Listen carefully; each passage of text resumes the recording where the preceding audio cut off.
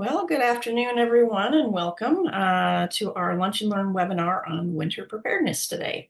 Just a few logistics like we normally do at the beginning of this. Your mics and cameras are going to be turned off. This is being recorded, so we will post it on our YouTube channel for DPHN YouTube channel after the fact if you miss anything. Please use the chat function because your cameras and your mics will be off. You use the chat function if you have questions for any of our speakers as we go, and Kendra and I will monitor those.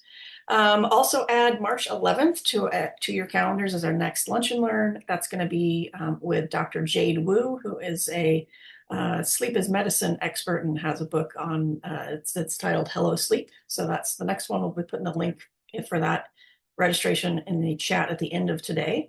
If you prefer to read closed captions, please click at the bottom, the button at the bottom that says show captions. And finally, we're going to have two documents that Kendra's going to put in the chat. One is our Umpqua Preparedness Guide. The other one is a fillable document for a family emergency plan, which is really exciting. We're newly distributing that. And then also, as I mentioned previously, the registration link for our next webinar in March with Dr. Wu. So without further ado, I'll introduce our three speakers today. Emily Ring is going to go first. She's our local Douglas County Emergency Manager. Cheryl Flick is our local Fire Marshal for the city of Roseburg. She'll go second. And then Julie Denney is the Public Information Officer for the Oregon Department of Transportation.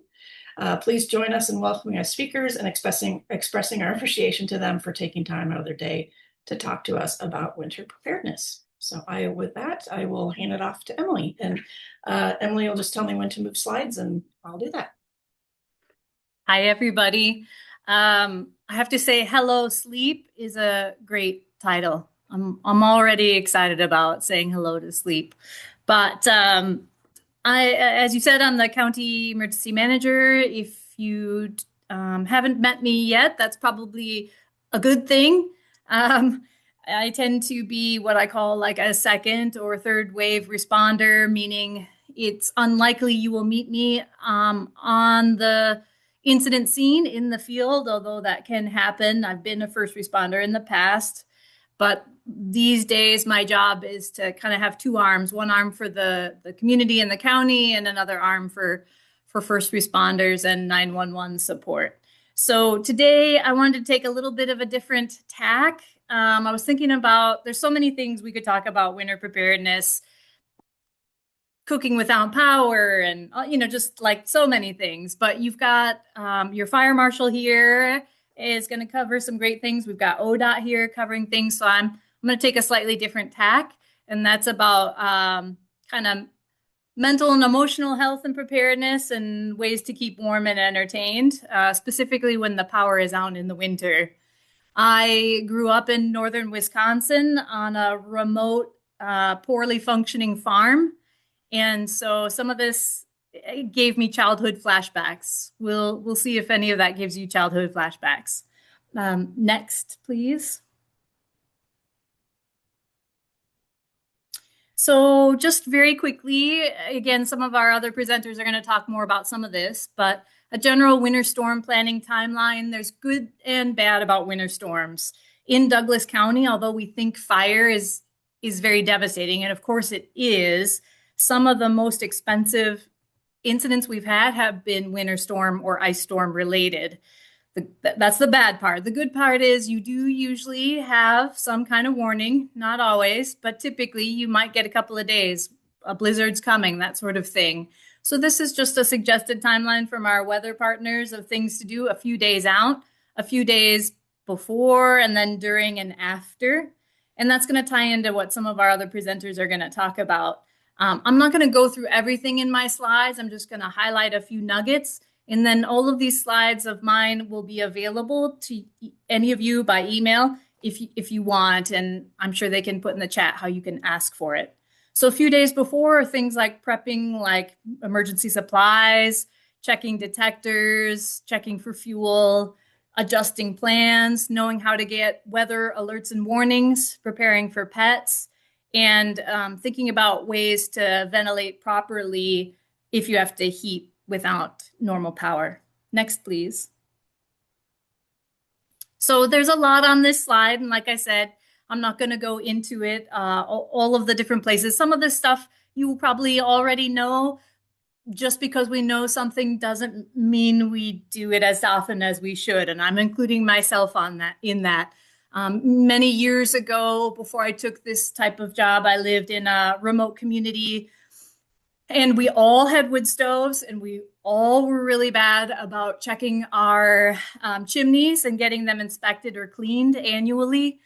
We had a neighbor's house burned down because of improperly or uncleaned chimney flue fire. Uh, and guess next year who got their chimney and their wood stoves cleaned and inspected? Everybody else in that neighborhood. Unfortunately, sometimes that's what we need to kickstart that habit, but these are just reminders. I just wanted to point out a couple of things on this side, on the side of this slide about if you are trying to keep yourself warm and the power is out, some things to remember. Of course, we all have drafts, so sealing up air gaps with clothing, tape, blankets. There's different ways that you can DIY with materials you have on hand. Hot water bottles and hot thermoses, both for beverages for yourself and to put in your beds or blankets. I find that I do not have seasonal affective disorder, but a lot of people I know seem to, and sometimes just psychologically having some uplifting things in your home during a power outage or when things are dark is very helpful. So putting some potpourri or some fruit on to boil in a pot and having, smells that make you feel refreshed can be actually pretty useful in a darker, colder space.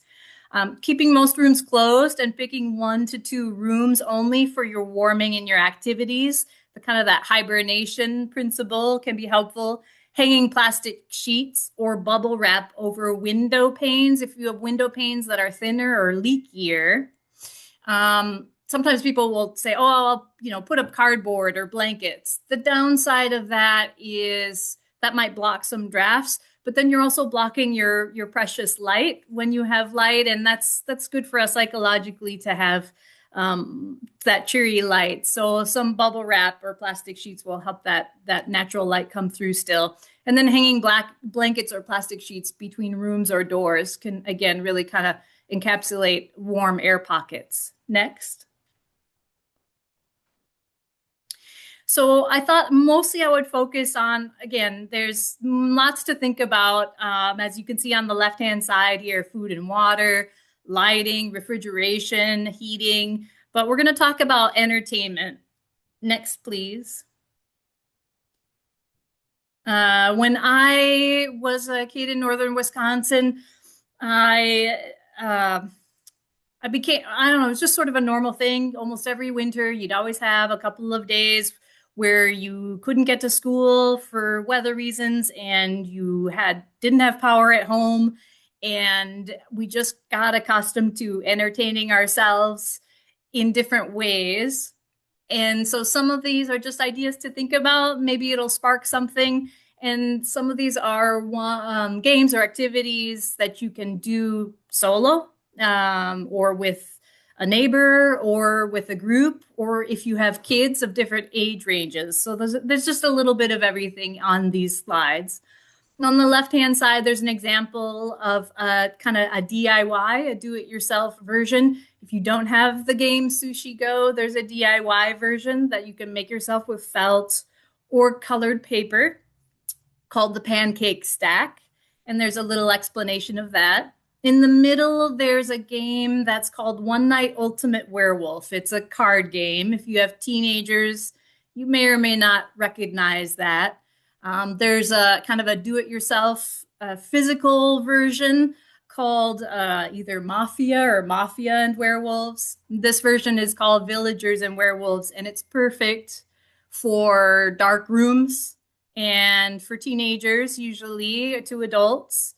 And you can kind of DIY it yourself. Like I said, make your own cards, make your own scenarios. It depends on the creativity of your group, but there's an explanation there.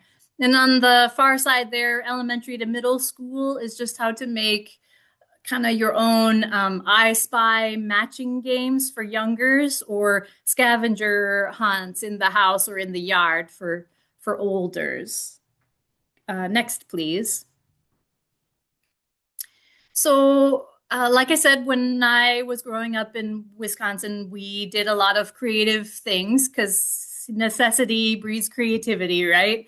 And looking back, I did not realize as a kid when we did indoor camping during the winter, I thought we were having a really awesome, fun time with cousins and siblings and doing something different. And really looking back, it was usually because the power was out.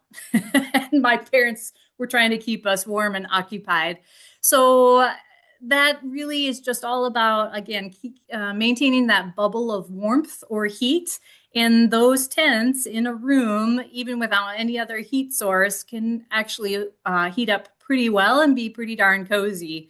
One note that I had for people, if you do not have a tent, you can make the same thing by putting a mattress under a kitchen table and draping over it with blankets. Always try to add a layer of something under the tent bottom to help insulate it against cold floors better. And then I just want to make a little note that we want to hibernate, especially if we don't have our Netflix or our cell phones or any of the, everything's a little bit harder when the power is out and it's winter, of course, but everybody can pretty much benefit from outdoor exposure to mood boosting sunshine, a little fresh air, and a little blood flow. So just a kind of a nudge. It is maybe not in our cultural habit these days to go outside a whole lot, but that can be way more beneficial, even for a short little walk than we realize when the power is out. And just a little DIY note, if you do not have waterproof boots or you find in winter that your boots are now leaking, something we did, it's cheap, it's a little silly, but it's super effective as we had plastic bags or bread bags. You put your foot in those bread bags and then you put them in the boot and you just go for it for a quick little fix. Next, please.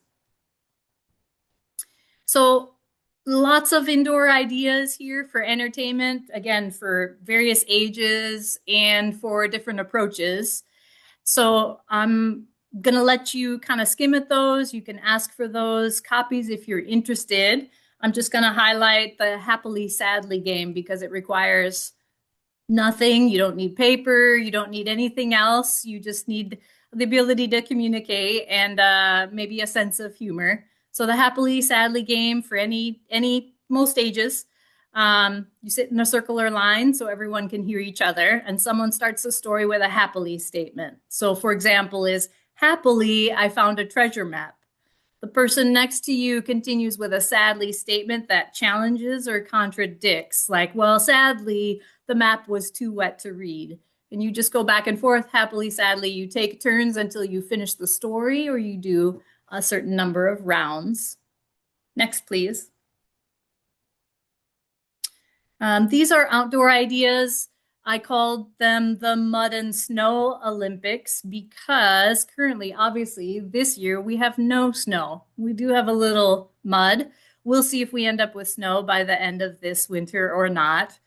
But ways to DIY your own snow paint, your own snow and mud Olympics, target throws, how to make ice block forts. It has been cold enough for a couple of nights. You could have gotten some ice blocks going. But again, just some things to think about there. Next.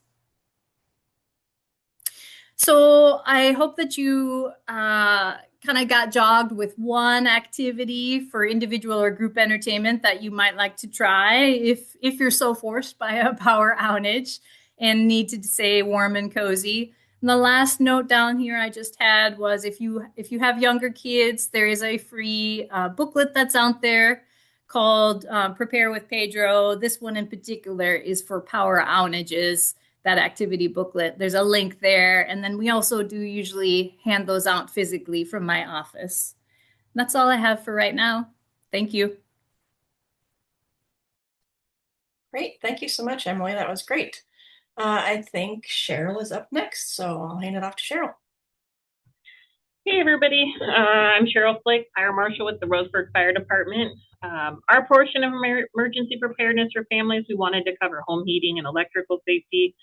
When it's wintertime and the weather's turned, we tend to spend more time indoors with our families. And when we're indoors, our reliance on equipment and electricity goes up. And unfortunately, so does the risk for fire. Here at the Roseburg Fire Department, we're in the middle of our season for heating equipment fires. If you want to do the next slide there, I give a couple little statistics. Um, Home heating equipment is the leading cause of the U.S. home fires during the months of December, January, and February, when nearly 48% of all U.S. home heating equipment fires occur. Wintertime also helps us to appreciate the convenience of electricity. When it goes out, we really notice, kind of like snowmageddon, and we realize just how important it is. With that said, though, it's easy to underestimate its power and its potential for fire-related hazards. Today, I'll try to, presentation will serve both as a reminder and hopefully give you some new skills and techniques to keep your family safe. And the next slide. Here in the Roseburg Fire family, we have a lot of little kiddos. At home, it can be hard, or I've found it hard to talk to little ones about fire safety at a level that kids understand and making it fun and not scary. One of the games we like to play when we do public education in schools or even at home, it's called Tools, Not Toys. And it teaches kids safety limits and knowing what objects are safe and unsafe to play with. It can be played as a flashcard game or a picture game, or it can be more hands-on, incorporated into daily activities. Just simple coaching, we see the rabbit, is that a tool or is that a toy? And then we see scissors or we see a lighter, is that a tool or is that a toy? And who's allowed to use a tool? Who's allowed to use a toy? What do you do if you find a tool? We leave it alone. We tell an adult, that kind of thing. And the next slide. Another game with a similar concept is Hot or Not. You can make it fun, incorporate sounds or funny faces. I know my kids love it when the dorkier I get, now they're teenagers. They're becoming teenagers. They don't find it as funny. But when they were little, they liked my funny faces and my sounds. But we can say quickly, is this hot or is that cold? And is it hot or is it not? And then just kind of create those buzzwords that are in their mind. And if it's hot, should we touch it? No, we never touch it. And cover a wide variety of items in your daily life as you're cooking or you're drinking your cup of coffee. It's easy to have those little conversations or turn it into a game. And Douglas County, we're pretty rural. Keep that in mind. If, part of our fire prevention is also burn prevention. And our closest burn center, I don't know that most people know, is up at Legacy, Emmanuel, and Portland. So it's a little ways away if we do have an incident with a burn. And the next slide. So next slide, I kind of wanted to cover devices because as kids get older and they're not little anymore, when we get into teens and young adults, toys start disappearing and they are replaced with electronic devices. We wanted to cover a little bit about devices and lithium-ion batteries. More and more household items are now powered by lithium-ion batteries. And that's a big word. What is that? If you have a device that needs to be plugged in to be recharged, then most likely it contains a lithium battery. They're convenient, but they do pose a risk. It's a newer safety topic that should be considered in your home. You'll see things in the news where the dogs chewed on the toy, the remote control for the toy car, and it, sparks the fire and lights the dog bed on fire. You'll start seeing more and more, I think, incidents like that in the news, or we're starting to see more. But the materials and the way the batteries are manufactured, they make a higher risk of fire. And when those batteries are improperly used or they're damaged, it can cause an internal reaction called thermal runaway. Thermal runaway can lead to fires and explosions that are difficult to extinguish. And they're not like our normal fires. They burn a lot hotter. And then the chemicals that are emitted from those are toxic. So we want to try to protect them from damage. I watch my 10-year-old or 9-year-old when she's younger, drop her iPad, and I'm like, oh no. You don't want to store them in hot areas. It's easy to, keep our power tools in our car in the summertime. Probably not a good idea. And then same thing, the charging cords, you know, from the name brand devices, they're more expensive than the other cords that you can get off of Amazon or Temu, that kind of thing. But they don't necessarily have the same listing or the testing that the name brand products. So try to use the original cords that came with your product, and then they have to be recycled. That's another thing. So locally, we have Batteries Plus will recycle lithium batteries. If for some reason that's changed, you can check on the State Fire Marshal website. They've got links there where you can find other recycling centers. But biggest word of warning I can give, just know the hazards or the signs of a hazard when a battery's gone bad or it is close to becoming a fire hazard.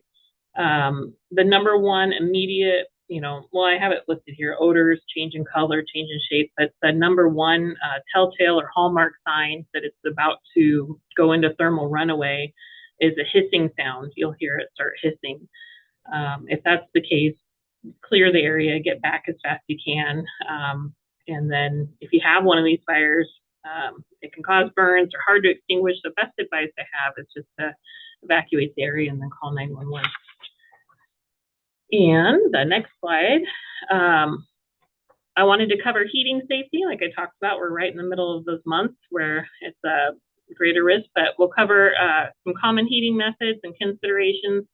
Overall, heating equipment is involved in 1 in 6 home fires and then 1 in 5 home fire deaths. But wood heat, we're a rural area. We have a lot of resources, or wood's an available resource. So it's real common in our area. And people, we have a lot of madrone and oak. People love hardwood for burning because they take longer to burn. You don't have to restock your fire as often. I wanted to, coming into fire service, one of the little fun tips or tricks I learned, and a quick challenge for you. What type of wood do you think would add more buildup of creosote in your chimney or flue? Would you think that a hardwood would cause more creosote or buildup, or would you think that a softwood like a fir or pine would cause more buildup? I didn't know the answer to this. I found it kind of fun, so I like to throw it out there now. But contrary to popular belief, hardwoods, even though they burn longer, they create more creosote than softwoods. They last longer, but they create more buildup. The reason why softwoods are lighter and drier, they create a hotter and a more intense fire. Again, why they don't last as long. But when they're hotter, it drafts quicker up the chimney and it's just less chance of buildup. So it's important, I just want to leave the tip, it's important to have a hotter fire in the firebox to ensure that the creosote particles are burned. Letting wood just smolder in the wood stove leads to more buildup. And then looking at our bullet points here, it's important to burn dry firewood. Newly cut firewood has more moisture. It's hard to burn. It'll produce more smoke, but not just more smoke, but it'll also lead to a bigger buildup in your chimney or your flue, which can be dangerous. Once there's a buildup, then you have a higher potential of fire. And the next slide. Real quick before we switch slides, sorry to interrupt. There was a question in the chat. Okay. Emmy says, I have a gas fireplace. Is the distance still applicable? It is. I'll cover that on the very next slide. Perfect. Thank you. Yep. Stuff people don't think about, but our next heat source is electric space heaters. 31% of heating fires occur because the heat source is too close to combustibles. It's important with any heat source to create a 3-foot kid or pet-friendly zone. Talking about kids and pets, and at pub eds, we'll actually take a tape measure out and measure what 3 feet looks like. And I'm always surprised that, what I probably have in my mind is actually closer to 2 feet. And when you pull a tape measure, it's like, oh, okay, that's a little bit further than I realized. So it's helpful if you have any heat sources to maybe use painter's tape on the floor or baby gates to create that separation. And then, turn appliances off when you go to bed. I hate that one because I like to sleep warm at night. So electric blankets can help.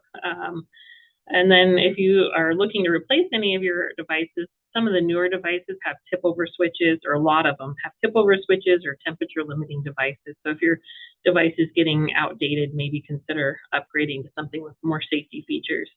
And then keep your space heaters out of high traffic areas where people are walking and it can be tipped over.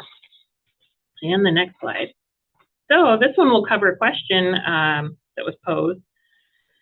Furnaces and heat pumps, another really common heat source. They're quiet, they're reliable. We forget about them, we kind of take them for granted.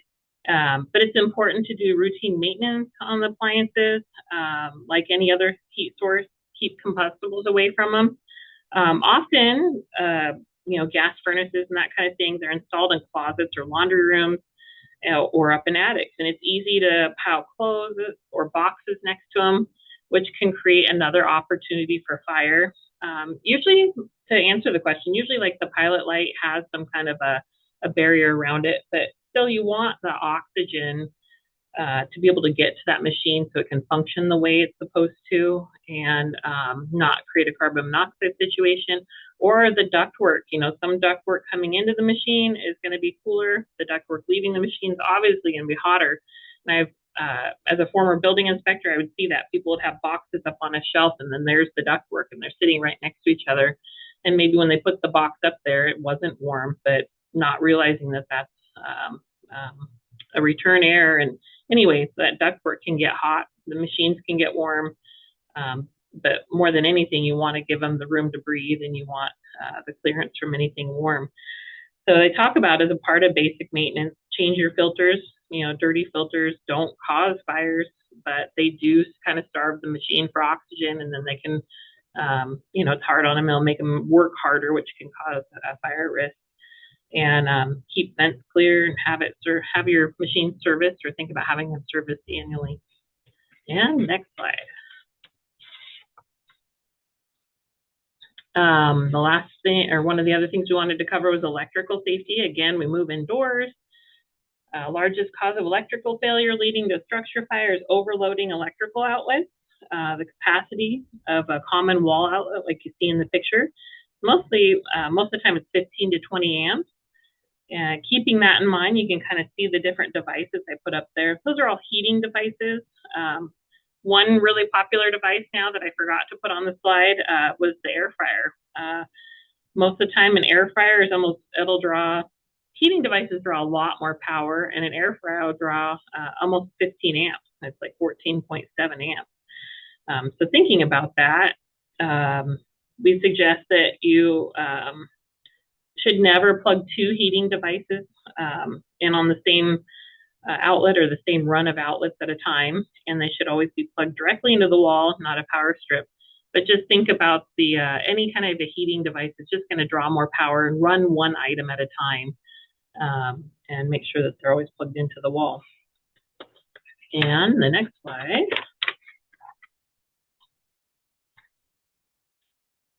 They've got extension cords and power strips.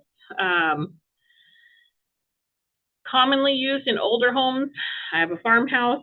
Our former generations did not have all the devices that we have today. There was no electrical code back then requiring an outlet every 6 feet. So it's really common, like my farmhouse, that you would have one or maybe two outlets per room, and that's it. So it's really hard to figure out how to make things work and yet be safe.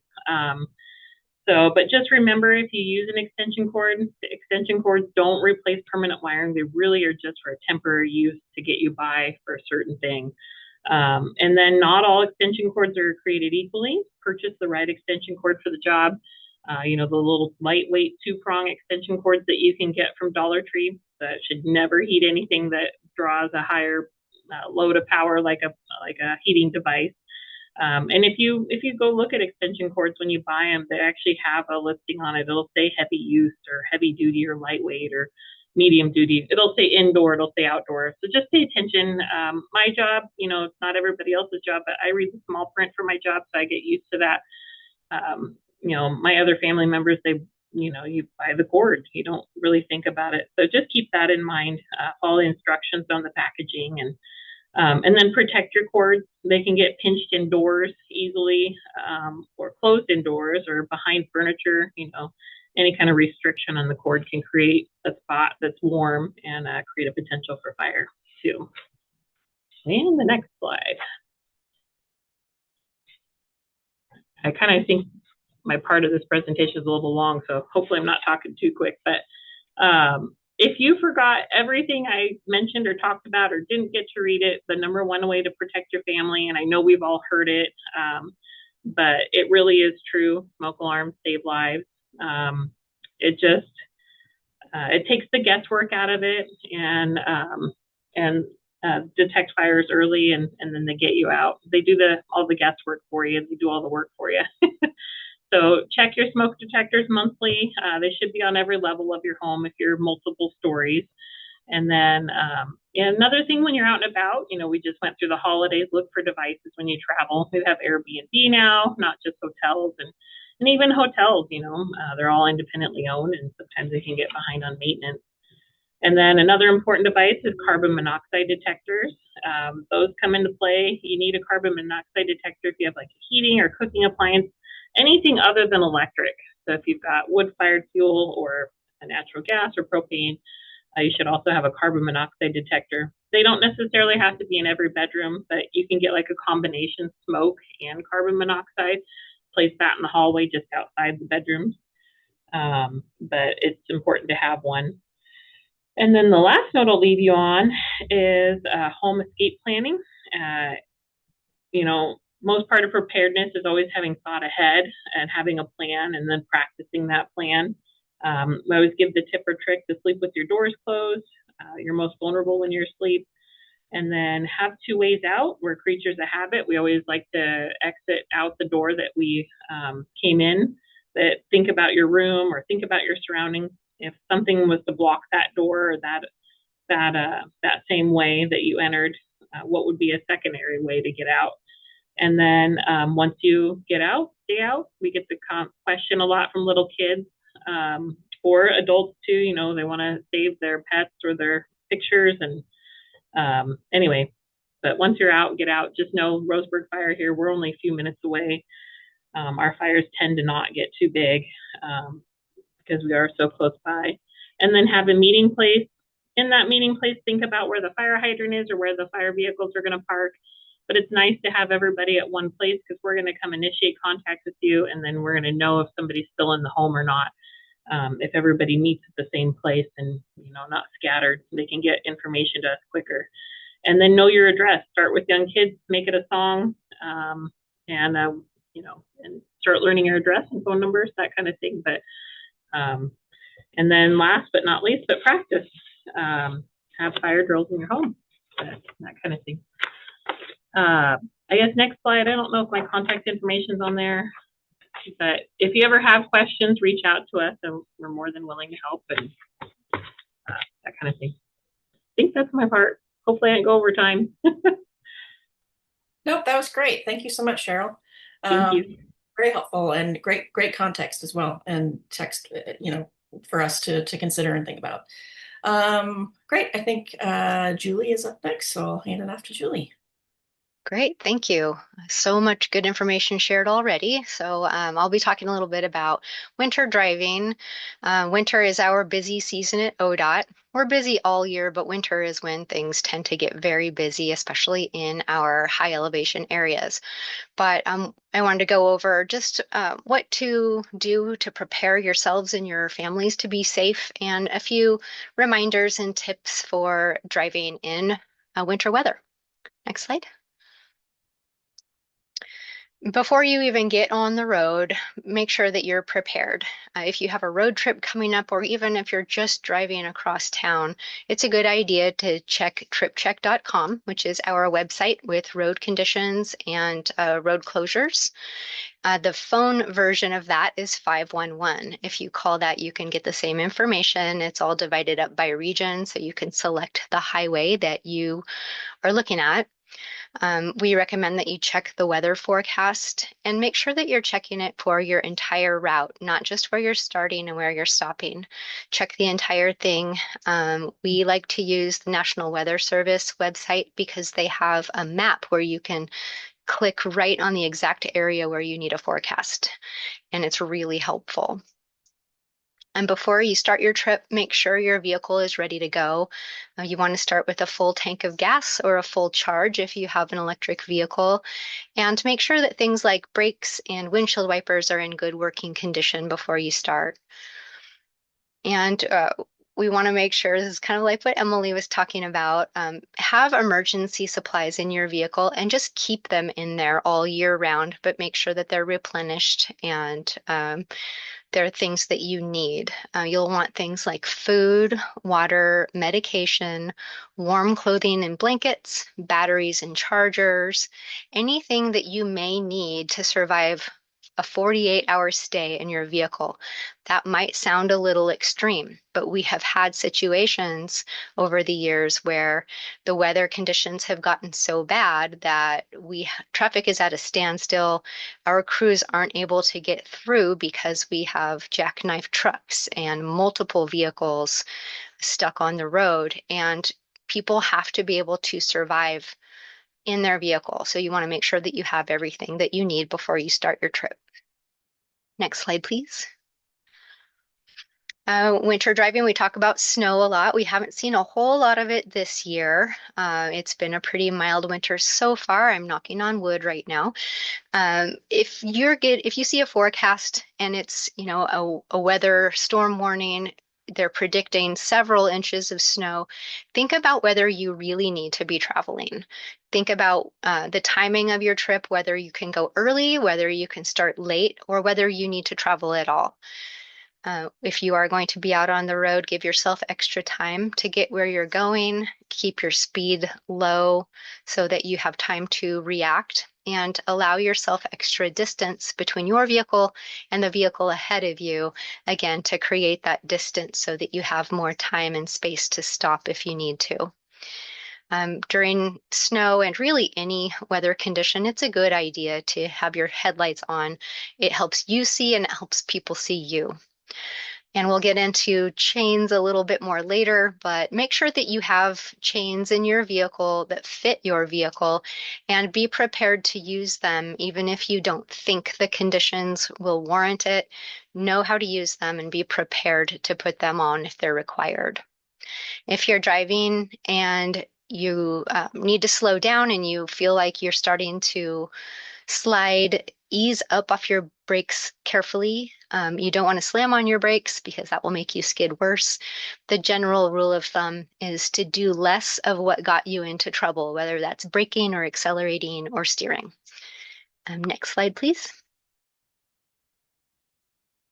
Another problem we've seen quite a bit lately, I'm in the Rogue Valley at the moment, and we had several days of freezing fog and black ice. They tend to happen at the same time. Not always, you can have one without the other, but it's another reminder that even if you're not seeing snow on the road could be affected by ice.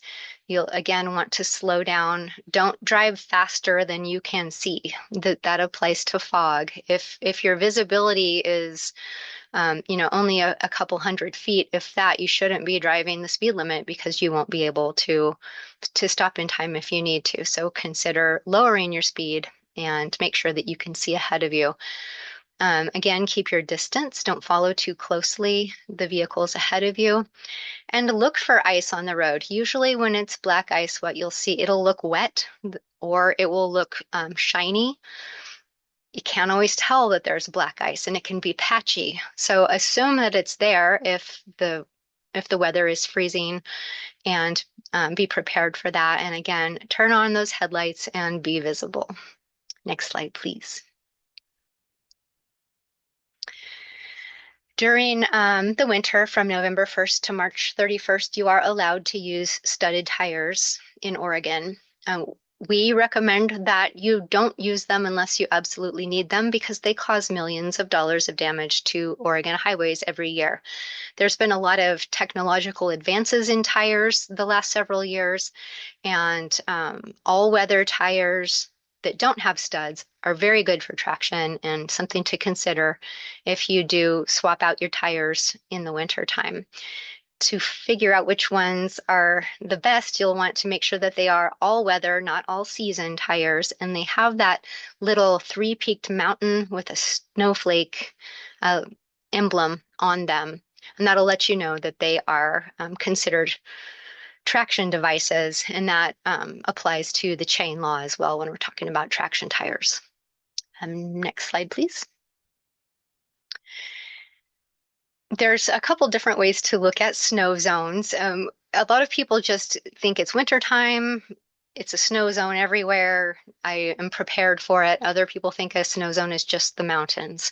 So look for those signs because they tell you what you need to do. They have different messages on them that will let you know what you need to be prepared for, whether chains are required, whether you just need to be carrying them or using traction tires. But if the conditions get very bad, no matter what kind of tires you have, no matter what kind of vehicle you're driving, four-wheel drive, all-wheel drive, how heavy it is, it may be too bad of a road surface to proceed without chains. Even if you normally wouldn't need them, you may need them. It also may be so bad that using chains isn't going to help you either. And what we call that is a conditional road closure. And it means that you have to use chains, period, no matter what kind of vehicle you're driving. And we will set up chain checkpoints, especially on our busier highways like I-5 over the Siskiyou Pass and the lower passes in Douglas and Josephine counties.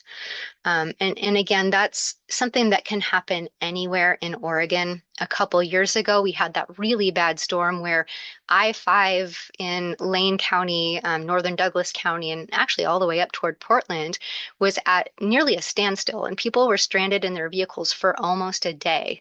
That's a really long time, and most people who travel I-5 in that area don't expect to need tire chains.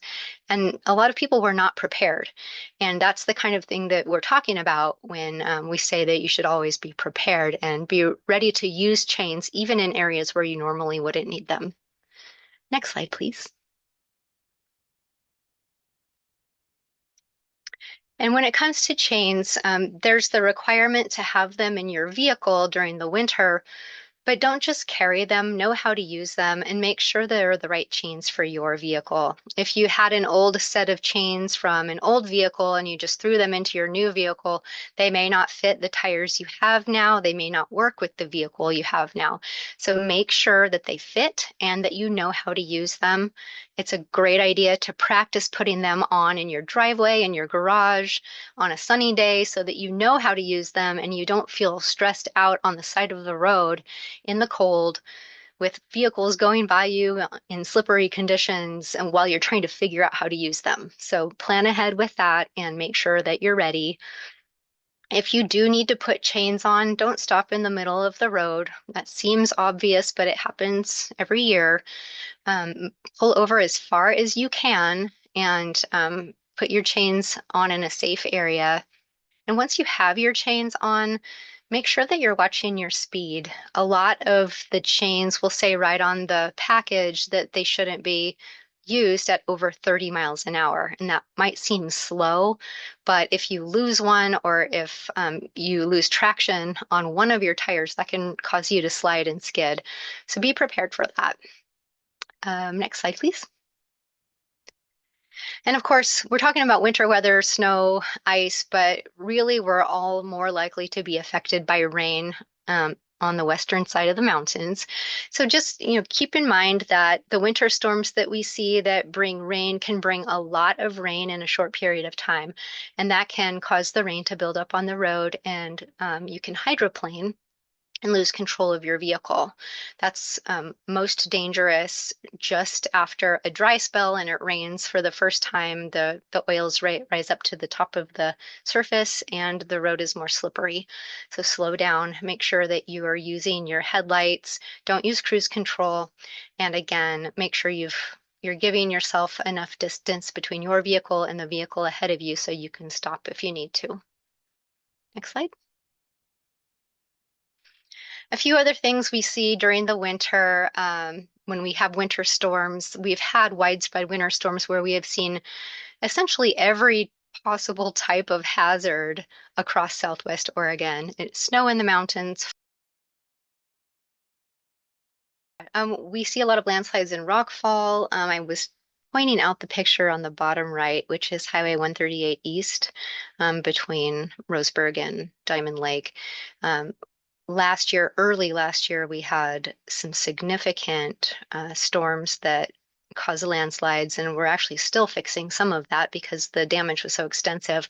But that's an example of where we've had wildfires in the past that compromises the soil, and we have trees that are more likely to fall. So if you're traveling through an area that has had a wildfire in the past, just know that you do have a higher likelihood of slides and downed trees. Next slide, please. And just a public service announcement that our crews will really appreciate. If you are traveling the roads and you're behind a snowplow, please give them space, stay back. The safest place you can be is behind a snowplow at a safe distance because they're smoothing out the road, they're sanding the road, they're making the surface more drivable. A lot of people don't like to drive as slow as a snowplow though, so they will try to pass a snowplow. Don't ever try to pass a snowplow on the right. The blade that you see on the front extends a little ways from the truck, and it also pushes everything off of the road, snow, ice, gravel, rocks, whatever debris is on the road, and that will be right in your path. There's also another blade, it's hard to see in this picture, that extends from the right side of the vehicle a little ways back from the front blade, and it helps to push the debris farther off the road. People don't see those, and they end up trying to pass a snowplow on the right and crash. Not good for anybody involved. It takes our snowplow off the road, which means they're not plowing anymore. And it usually causes a crash and a lot of damage. So please give them space. I know they appreciate it. And keep yourselves safe by not passing on the right. And I think that's all I have. Thank you very much. Excellent. Thank you so much, Julie. So we've got some time for questions. If anybody has questions, they can put them in the chat, and Kendra and I will refer those to our speakers. Any questions?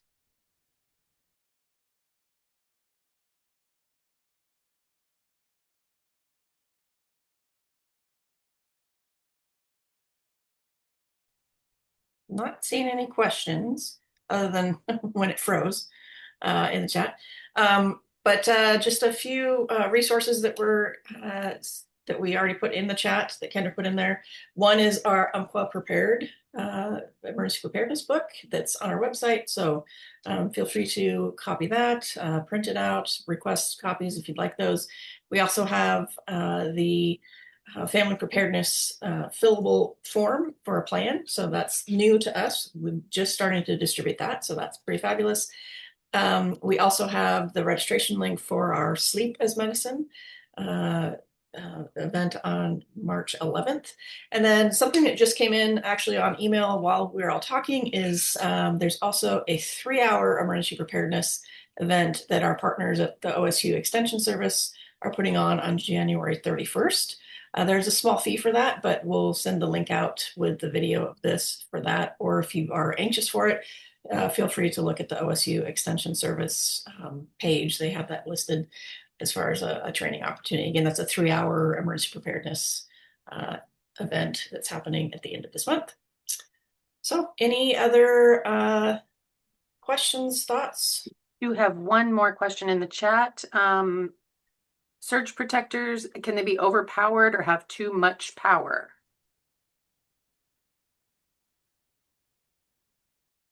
Oh, Cheryl, you're on mute. There we go. They can be overpowered. They're really more for lightweight devices like your phone or I guess the time that you would never use a surge protector, anything that creates heat or runs like a continuous motor, plug those items directly to the wall. So space heaters, anything that heats up, refrigerators, or runs constantly, you don't want to have those plugged into power strip. You want to plug those right into the wall. I think even that slide 10, it kind of had a picture And if you don't know and you're not aware, the things to watch for, you'll see like a discoloration. Unplug the appliances once in a while and look at the power strip. You'll see kind of the plastic start to get discolored, or you'll see the end of the plug for the appliance start to get discolored, or those are signs that something's not happened the way it's supposed to, and probably get rid of that device. That any kind of heating device, make sure those are always plugged to the wall. Great, thanks, Cheryl. And we do actually have another question. My home has an older burglar alarm. Should I remove the sensors and batteries? So burglar alarm's different than a smoke detection system. Maybe some of those new security, sounds like maybe that's an older one. I'm not exactly sure, but I know there are new security systems that include smoke detectors. Every smoke detector is a little bit different. Some of them now, they've got a really good battery in them the last 10 years. Others have to be changed out every year. If you're not sure, and I'm not sure on your system, you can call in a professional and have them come take a peek at that, or an electrician probably be able to answer that same question. Great. And then I also see a question about whether or not we're going to send the slides out. So we will send the recording of all of this with the slides, but then we'll also send Kendra, right? We can send the PowerPoint. It's a pretty big file is the problem. So I had an issue this morning with all the pictures and emailing it. So emailing might not be an option, but we'll for sure have them all in the recording of this that we'll have posted in the next week. And one last question in the chat. How often should surge protectors be replaced? I don't know if I know the appropriate or the correct answer on that, but again, I would just watch for signs of wear and damage. We moved into my husband's great grandma's house, and she had a million of them because it is an old farmhouse with one plug in every room. And, they had so much dirt and buildup on them, that's not probably favorable, but just watch. You could also, when things are plugged into it, kind of feel the device. If it's starting to feel warm, that's probably another sign it's at the end of its life. If you're in doubt, they make newer items now that really don't cost too much. But if worst comes to worst, you are in doubt, come down to the fire station. We'd be more than happy to take a look and tell you what we think. Great. Well, thank you. I'm not seeing any more questions. So thank you, Cheryl and Julie and Emily, for joining us today and sharing your knowledge about, particularly about winter preparedness. And we really appreciate your time.